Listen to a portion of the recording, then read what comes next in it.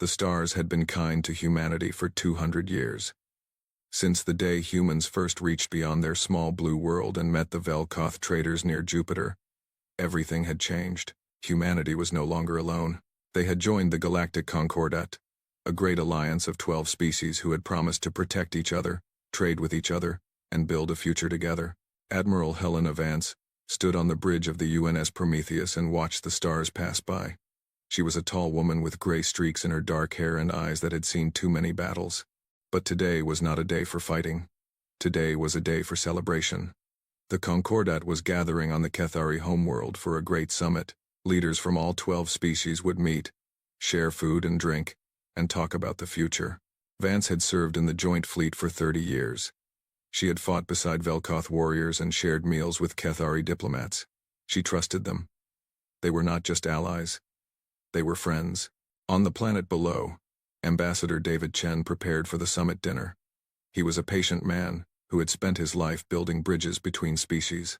His staff moved around him, checking documents and adjusting his formal uniform.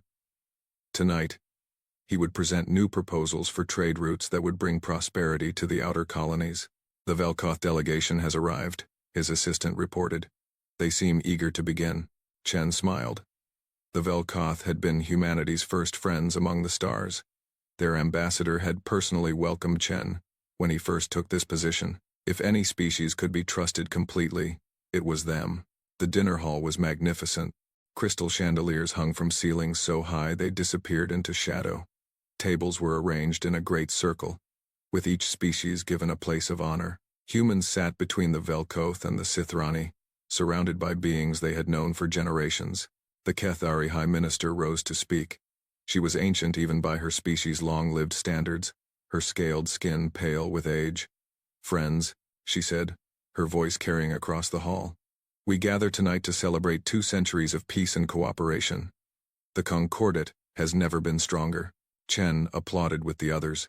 He did not notice that the Velkoth ambassador was not smiling. He did not see the Kethari guards moving quietly to block the exits. He did not know that in orbit above, every human ship was being surrounded by vessels that had once been their protectors. The first shot came without warning. A Kethari soldier fired into the human delegation. Chen watched in frozen horror as his assistant fell, a burning hole in her chest. Then chaos erupted. Screams filled the hall as soldiers from every species except humanity drew weapons and opened fire. Chen threw himself behind an overturned table. His communicator was in his hand before he could think. "This is Ambassador Chen to any human vessel. We are under attack. The Concordat has." A Velkoth blade pierced the table and stopped inches from his face. He looked up into eyes he had once trusted. The ambassador he had called friend stared down at him with cold satisfaction. "Why?" Chen managed to ask. "Because you grow too fast," the Velkoth said. "Because in 300 years, you would rule us all. We will not allow it." Chen's last transmission reached Earth 17 minutes later. By then, the killing had spread across the galaxy. On the colony world of New Eden, families were eating dinner when Velkoth warships appeared in the sky. The planetary defense grid had been disabled by Concordat technicians who had been upgrading the systems for months. There was no warning. There was no escape. 12 million humans died in the first hour. The research station at Kepler's Rest was staffed by scientists studying a newly discovered nebula. They had no weapons. They had no warships. They had only their work and their dreams of discovery. The Kethari destroyed them anyway, burning the station to ash and leaving no survivors. Across human space, the story repeated itself. Military bases were overwhelmed by forces 5 times their size. Trading posts were surrounded and destroyed. Colony ships full of sleeping families were boarded and their passengers executed. The Concordat had planned this for years, planting spies, mapping defenses, and waiting for the perfect moment. Admiral Vance was one of the lucky ones. The Prometheus was on patrol in deep space when the attacks began. She received the emergency broadcasts and listened to humanity die. Colony after colony fell silent. Ships screamed for help and then went quiet. The voices of billions were cut short in a single terrible night. "How many ships do we have left?" Vance asked. Her voice was steady, but her hands shook. "Unknown, Admiral. Communications are fragmentary. Maybe 1,000 vessels escaped, maybe fewer." Vance closed her eyes. Before the betrayal, humanity had commanded 12,000 warships. They had been proud of their fleet, though it was small compared to the elder species. Now they had almost nothing. "Set course for Earth," she ordered. "Best speed." Earth survived because of luck and stubbornness.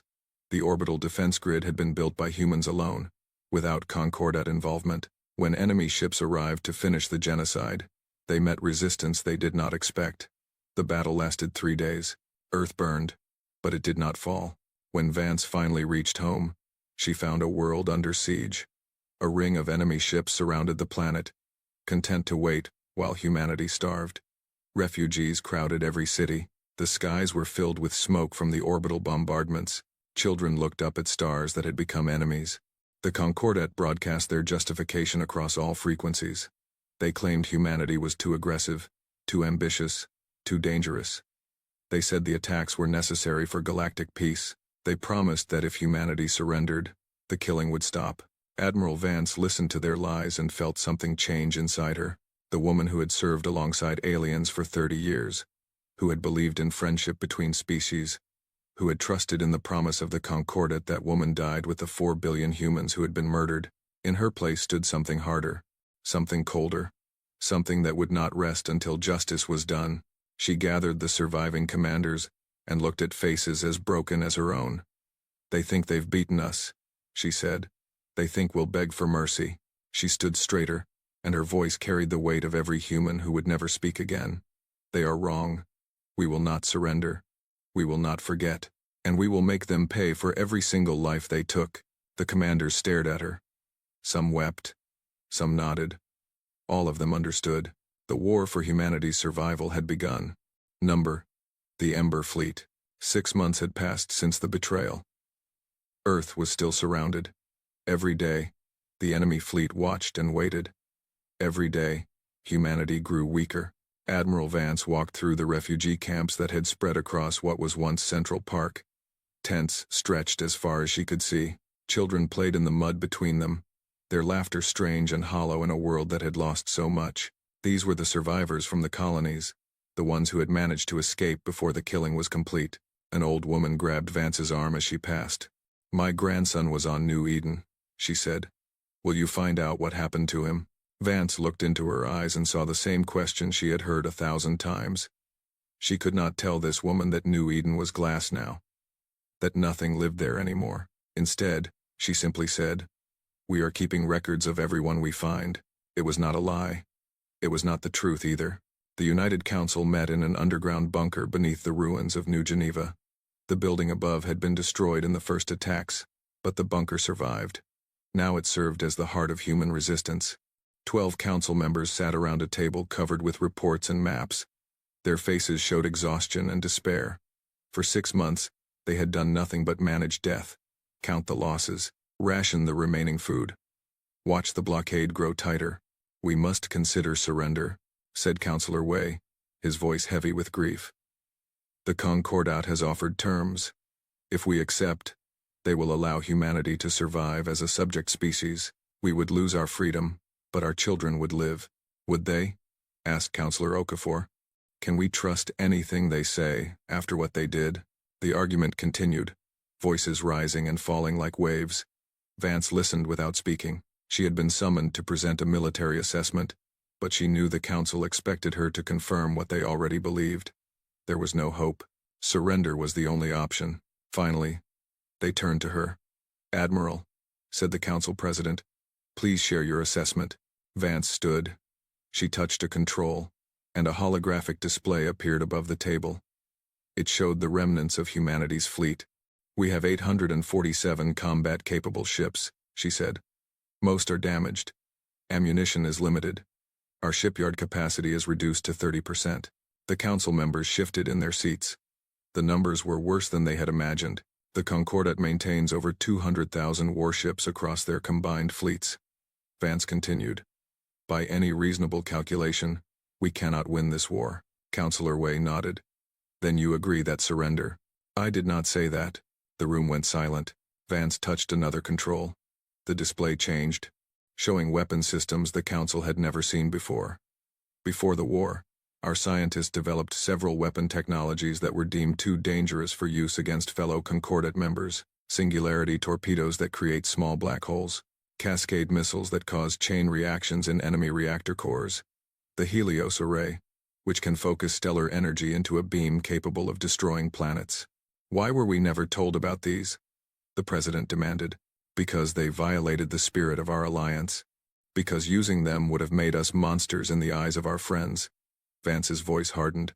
But our friends are dead. Our alliance is ash, and I am no longer interested in what monsters think of us. She outlined her plan. The remaining ships would be reorganized into a single fleet. Every vessel would be retrofitted with the forbidden weapons. They would not try to break the blockade or reclaim lost territory.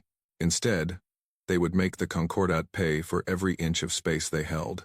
We cannot win through strength, Vance said, but we can win through cost. Every engagement must hurt them more than it hurts us. Every battle must make them question whether this war is worth fighting. Counselor Okafor leaned forward. You're talking about a war of attrition, making them bleed until they decide to negotiate. Yes, and if they don't? If they simply keep coming until we're all dead? Vance met her eyes. Then we die on our feet instead of our knees. But I don't believe it will come to that. The Concordat is an alliance of 12 species, each with their own interests and fears. They united against us because they thought we would be easy to destroy. When we prove them wrong, their unity will crack. The debate lasted for hours. In the end, the council approved her plan by a single vote. It was not hope that swayed them. It was the simple fact that surrender meant trusting the same species who had massacred billions of innocent humans, and trust was something humanity could no longer afford. Vance named her new command the Ember Fleet. When her officers asked why, she explained, a flame can be extinguished. An ember is what remains after the fire dies. It is small and easy to overlook. But if you give it fuel and breath, it becomes a flame again. That is what we are. The ember that will not die. The retrofitting began immediately. Engineers worked without sleep, installing weapons that had never been tested in combat. Crews trained for tactics that no Concordat species had ever faced. Everyone knew the odds. Everyone volunteered anyway. On the day the Ember Fleet was ready to launch its first mission, Vance addressed her crews. Her voice was broadcast to every ship, every bunker, every refugee camp on Earth. They called us the youngest species, she said. They said we were children playing among giants. They thought they could kill us in our sleep and the galaxy would forget we ever existed. She paused, letting the words sink in. They were wrong. We are not children. We are not weak. We are the species that clawed its way out of caves and learned to split atoms. We are the species that looked up at the stars and decided to reach for them. We are the species that has never, in all our history, surrendered to extinction. They thought they were extinguishing a candle. They will learn they were striking flint against steel. The fleet launched that night. 800 ships against an empire of millions. Impossible odds. Certain death. But humanity had learned something precious in the months of siege and suffering. They had learned that survival was not enough. That living on your knees was no different from dying. That some things were worth fighting for even when victory seemed impossible. And they had learned one thing more. The galaxy had shown them its true face. It was not a place of friendship and cooperation. It was a place where the weak were destroyed without mercy. Humanity would not be weak again. Number. The doctrine of thorns. The Velkoth convoy moved through space with the confidence of hunters who had never been hunted. 200 warships protected a line of cargo vessels carrying supplies to the blockade around Earth. The commander, a veteran named Kethral, watched his screens with boredom. 8 months of easy duty had made his crews soft. There was no danger here. The humans were broken. Then his sensor officer screamed. 40 human ships dropped out of faster-than-light travel directly in the path of the convoy. They came without warning, without demands, without any attempt at communication. They simply appeared and opened fire. Kethral shouted orders, but his crews were slow and confused. They had been trained to fight Concordat battles, where both sides announced themselves and followed ancient rules of engagement. These humans followed no rules at all. The first wave of singularity torpedoes tore through the convoy's front line. 3 Velkoth cruisers vanished into miniature black holes, pulled apart atom by atom. The formation scattered in panic, And that was when the real killing began. Human ships dove into the chaos like wolves among sheep. They fired until their weapons were empty, then rammed enemy vessels at full speed. Pilots ejected at the last moment, hoping to be recovered. Many were not. They did it anyway. Kethral watched a human destroyer crash directly into his flagship's engine section. The explosion sent his ship spinning out of control. Through the flames and debris, he saw the human pilot's face in the moment before impact. The human was smiling. When the battle ended, not a single Velkoth vessel remained intact. The humans had lost 12 ships. They had destroyed 200. Admiral Vance received the report in silence. 12 ships gone, 300 crew members dead. It was a victory, but victory had a different meaning now. Every human life was precious. Every death was a wound that might never heal. But she had also received something else. Recordings from Velkoth communications showed their commanders screaming in confusion and terror. They had never seen warfare like this. They had no idea how to respond. Good.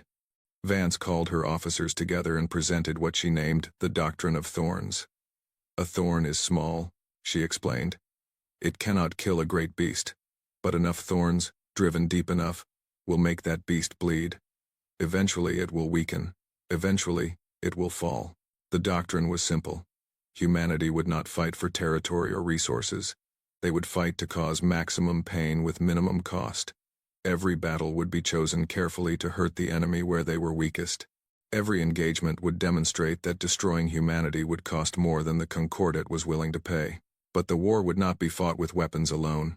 Human intelligence officers had spent months gathering information. They knew which species had participated eagerly in the betrayal and which had been reluctant. They knew the names of commanders who had ordered massacres and soldiers who had shown mercy. Most importantly, they had recordings. The broadcasts began without warning. Every frequency in Concordat space was suddenly filled with human voices. Survivors told their stories. Parents described watching their children die. Soldiers recounted the moment their allies turned on them.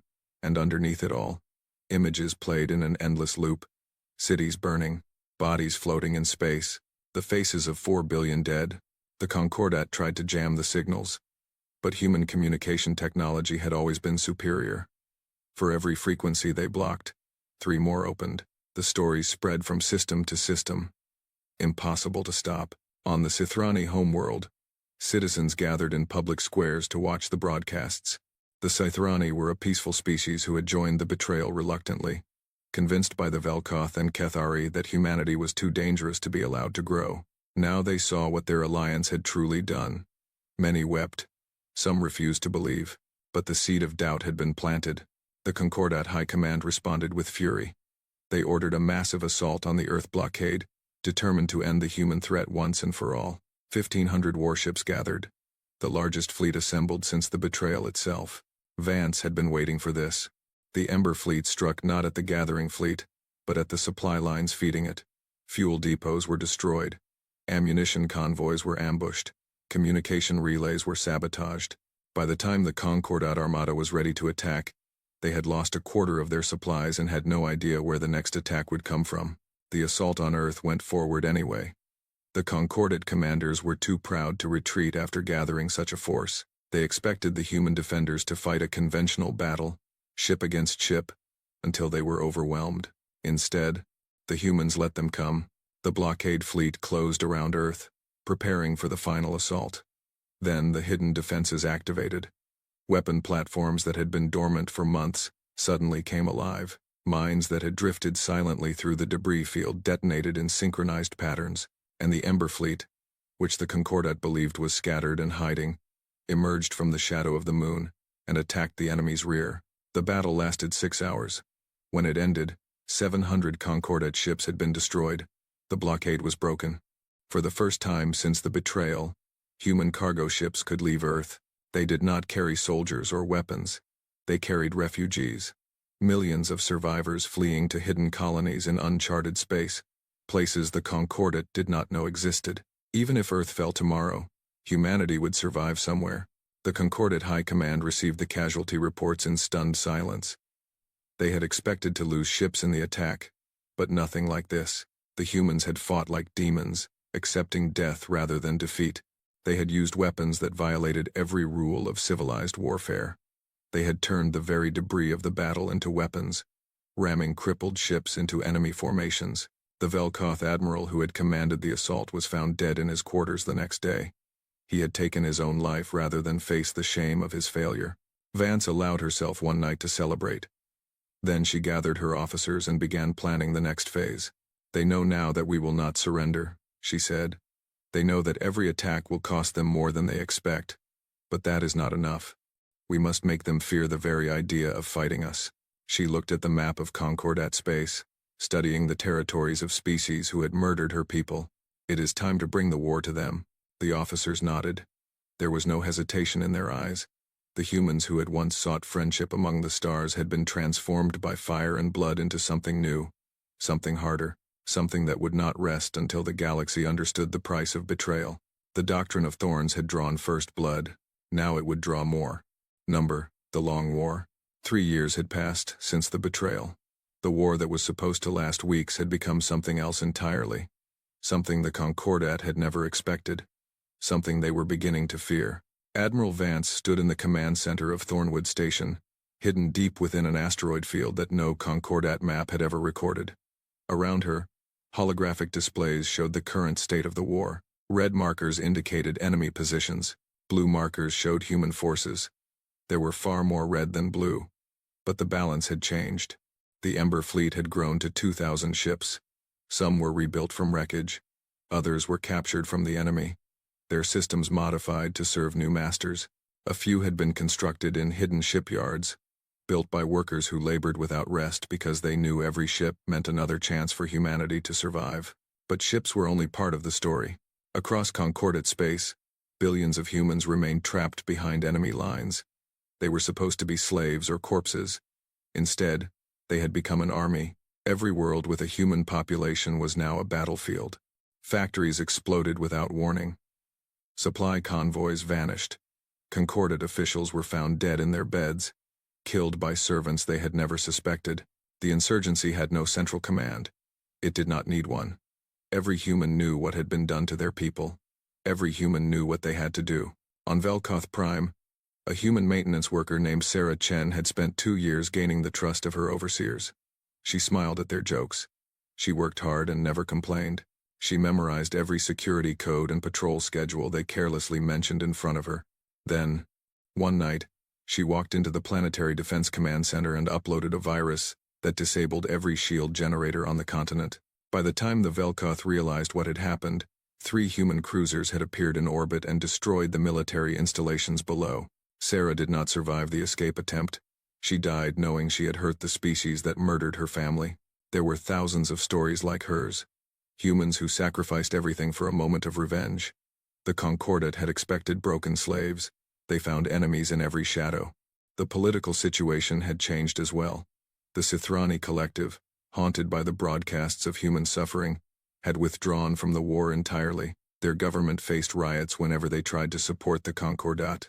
2 other minor species followed their example, unwilling to spend more lives on a conflict that seemed to have no end. The alliance of 12 was now an alliance of 9. And among the remaining members, cracks were spreading. The Velkoth blamed the Kethari for poor military planning. The Kethari accused the Velkoth of cowardice. Both demanded that the other species contribute more ships, more resources, more soldiers. Old grudges, buried for centuries, began to surface. Vance watched these developments with grim satisfaction. The doctrine of thorns was working. Every battle cost the Concordat more than they could afford. Every human sacrifice planted doubt in enemy minds. The Great Alliance was bleeding from wounds it could not see, but she knew it was not enough. The Concordat still had overwhelming numbers. If they united their remaining forces and committed to total war, they could still destroy humanity through sheer attrition. She needed something more. Something that would break their will completely. The opportunity came when Concordat intelligence finally located Thornwood Station. They assembled a fleet of 800 ships, determined to destroy this nest of human resistance once and for all. Vance received the warning 3 days before the attack. Her officers urged retreat. The station could be abandoned, its personnel scattered to other hidden bases. But Vance had other plans. "We will not run," she said. We will give them exactly what they want. A battle. A decisive engagement. The chance to crush us once and for all. Her officers stared at her in confusion. They had spent 3 years avoiding exactly this kind of fight. They had survived by being ghosts, striking and vanishing before the enemy could respond. Vance smiled. It was not a pleasant expression. Do you remember the Helios Array? The Helios Array was humanity's most terrible weapon. It had been built before the war, hidden in the outer reaches of the solar system, then moved piece by piece to a location no one expected. The asteroid field around Thornwood Station. The Concordat fleet arrived expecting easy prey. 150 human ships faced them, badly outnumbered and apparently trapped. The enemy commander gave the order to attack, confident that this day would see the end of human resistance. Then the sun exploded. Not Earth's sun. A small star at the edge of the system, barely noticed by the Concordat navigators. The Helios Array focused stellar energy into a beam of pure destruction and released it directly into the enemy formation. 600 ships died in seconds. They did not burn or explode. They simply ceased to exist, consumed by fire hotter than anything the galaxy had ever seen used as a weapon. The survivors fled in blind panic. Their formation scattered. Their communications dissolved into screams. The remaining human ships hunted them through the asteroid field, destroying any vessel that moved too slowly. When it was over, only 37 Concordat ships escaped. They carried tales of horror back to their homeworlds, tales of a weapon that could kill stars, tales of humans who laughed as they destroyed fleets, tales of an enemy that could not be beaten by any force the Concordat possessed. Vance broadcast a message across every frequency in known space. Her face appeared on screens throughout the galaxy, calm and cold. You chose to make war on humanity, she said. You killed 4 billion of our people while they slept. You murdered children in their beds. You called us friends and stabbed us in the back. She leaned forward, and her eyes burned with controlled fury. Now you will learn what that costs. We are not fighting for territory. We are not fighting for resources. We are fighting until every species that betrayed us understands the price of what they did. There will be no peace until there is justice. And we define justice. The message ended. Across the galaxy, the remaining Concordat species watched it again and again. Some raged at the human arrogance. Others calculated how many ships they had lost and how many more they could afford to lose. And in the depths of their hearts, all of them felt something they had never expected to feel toward the youngest species in the galaxy. Fear. Number. The reckoning. 6 years after the betrayal, the galaxy was a different place. The Concordat had shattered. 9 species had become 3. The Sithrani and others had not only withdrawn from the war but had begun secret negotiations with humanity, desperate to distance themselves from what they now called the Great Crime. Only the Velkoth, the Kethari, and one minor species called the Droth continued fighting. Even they were broken in all but name. Their combined fleets still outnumbered humanity's forces, but numbers meant nothing anymore. Their crews refused to engage human ships. Their officers resigned rather than face another battle. Their populations protested in the streets, demanding an end to a war that had cost them everything and gained them nothing. Admiral Helena Vance reviewed the latest intelligence reports in her quarters aboard the Prometheus. Her hair had gone completely gray in the years of war. Lines marked her face that had not been there before, but her eyes remained sharp, and her will remained unbroken. The Ember Fleet now numbered 5,000 ships.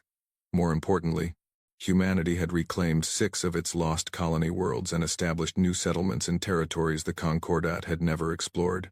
The species that was supposed to be exterminated had instead grown stronger. The time had come to end it. Vance presented her plan to Earth's United Council. We will strike the Velkoth and Kethari homeworlds simultaneously, she said.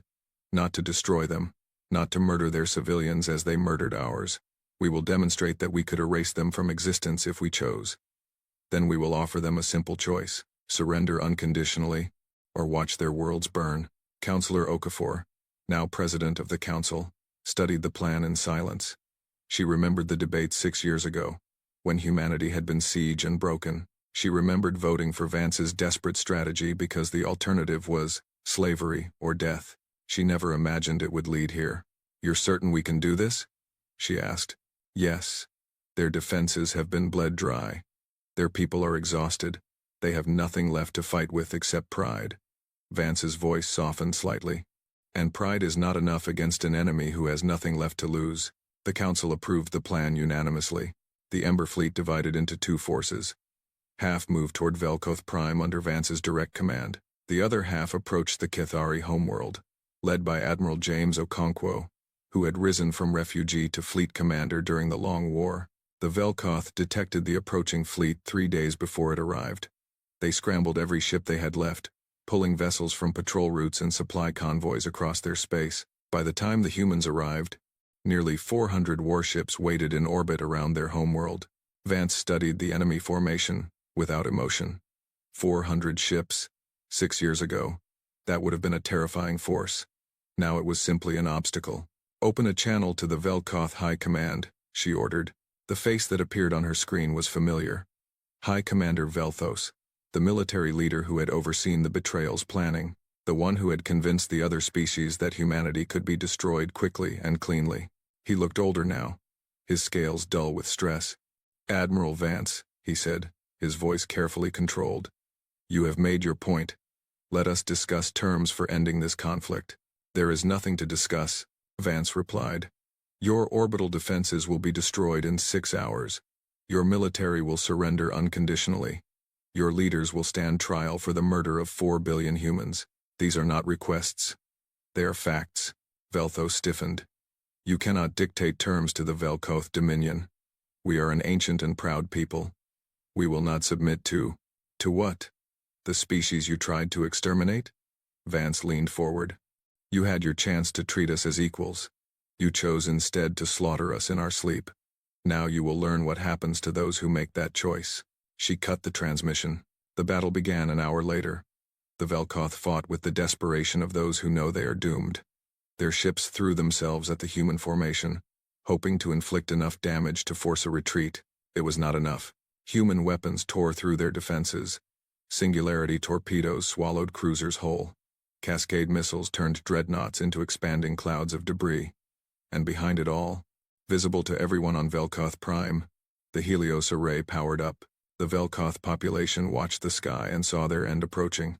Millions packed temples and public squares, praying to gods who seemed to have abandoned them. Parents held their children close.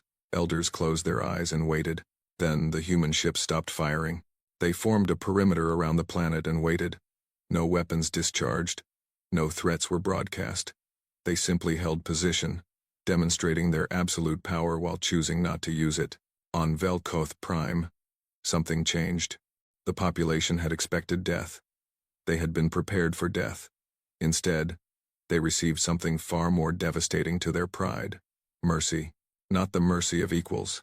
The mercy of a conqueror who could destroy them but chose restraint. It was a message more powerful than any weapon. "We are not like you. We do not murder civilizations in their sleep, but do not mistake our mercy for weakness." The Velkoth government surrendered 12 hours later. High Commander Velthos was arrested by his own people, dragged from his command center by soldiers who refused to die for his pride. News of the surrender reached the Kethari homeworld before Admiral Okonkwo's fleet arrived. The Kethari government did not wait for a demonstration. They broadcast their own surrender immediately, offering to hand over every official who had participated in planning the betrayal. The war was over. Admiral Vance returned to Earth 6 months later, after overseeing the initial occupation of Velkoth Prime. The blockade was gone. The orbital defenses had been rebuilt. The skies were filled with ships bearing the flags of a dozen nations, united as never before. She attended the dedication of the Betrayal Memorial, a massive structure containing the names of every human killed in the initial attacks. 4 billion names carved into black stone, stretching for kilometers across the plains where New Geneva had once stood. The crowd was silent as she approached the podium. Billions watched across human space, on Earth, and the colonies, and the newly reclaimed worlds. "We did not seek this war," Vance said. "We did not want it. For 200 years, we reached out to the stars with open hands, believing that friendship between species was possible. We were wrong." She paused, gathering herself. "But we learned. We learned that the galaxy is not kind to the weak or the trusting. We learned that peace must be defended with strength. And we learned that humanity, when united against a common enemy, is capable of things that no other species imagined possible. She gestured at the memorial behind her. Let this structure stand as a reminder. To us, so that we never forget those we lost. And to the galaxy, so that they never forget what we became. Her voice hardened. We remember our friends, but we never forget our enemies. The crowd erupted in applause that lasted for minutes. Vance stood silently, accepting their gratitude without joy. She had done what was necessary. She had saved her species from extinction, but she had also become something she never wanted to be, a monster, in the eyes of those who had made her one. Years later, former concordate species began seeking diplomatic contact. Some wanted forgiveness, others wanted alliance. Humanity listened to each one carefully, evaluated their sincerity, and decided case by case. The Ember Fleet remained. Smaller now, but always ready, because humanity